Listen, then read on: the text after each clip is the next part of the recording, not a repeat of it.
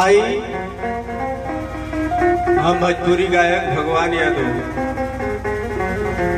दिलदार नगर से कुछ भजन भाव लेकर आप लोग के बीच में आई। वो समय के बाद बा जौना समय भगवान ससुरारी में गई न हो, माता पार्वती जी के सखिया लोग कहतनी जा नारद भगवान के, अरे का देखी मंचल राजा, अरे का देखी मंचल राजा, अरे करला बियाह हमारे सखिया की बरवा मिलल बौरा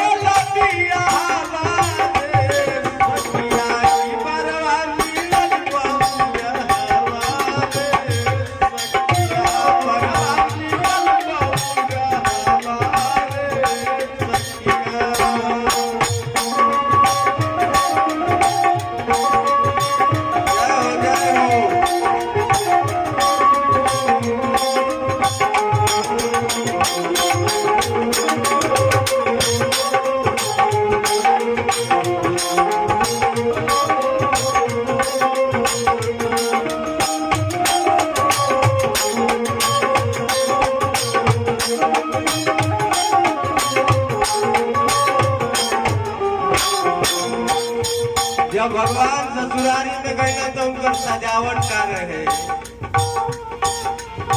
साफ गोकर बिच्छू बदल बाड़ूए सखतिया,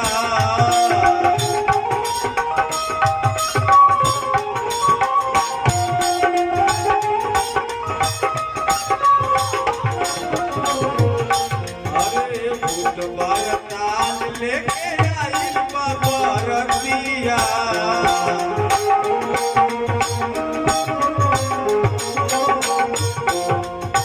ससुरारी में गई बारे तो लोग का कहता साफ गोज बिच्छू बदल बड़ुए सखतिया, भूत मायताल लेके आइल बरतिया, घोड़ा न रथ चढ़ी, घोड़ा न रथ चढ़ी आइल बाबा साहब रे सखिया, घोड़ा न रथ चढ़ी आइल बाबा साहब रे सखिया, बरवा मिलल बबुआ रे सखिया, बरवा मिलल बबुआ रे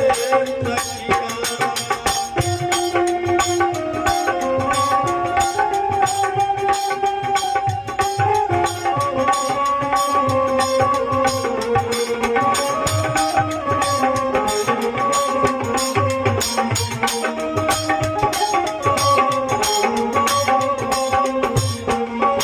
भजन के दूसरी भाव में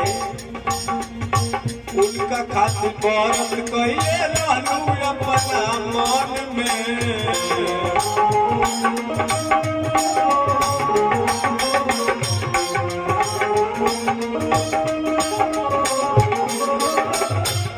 घोर तपस्या कइले रहलू जाके वन में,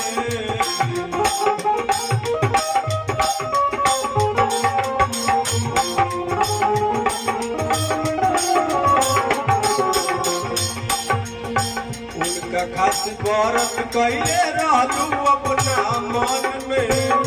घोर तपस्या कइले रहलू जाके मन में, घर न दुआर उनकर, घर न दुआर उनकर, रहबू जाके कहाँ रे सखिया, घर न दुआर उनकर, रहबू जाके कहाँ रे सखिया, बरवा मिलल बौरा रे सखिया, बरवा मिलल बौरा पूरा हमारे सखिया।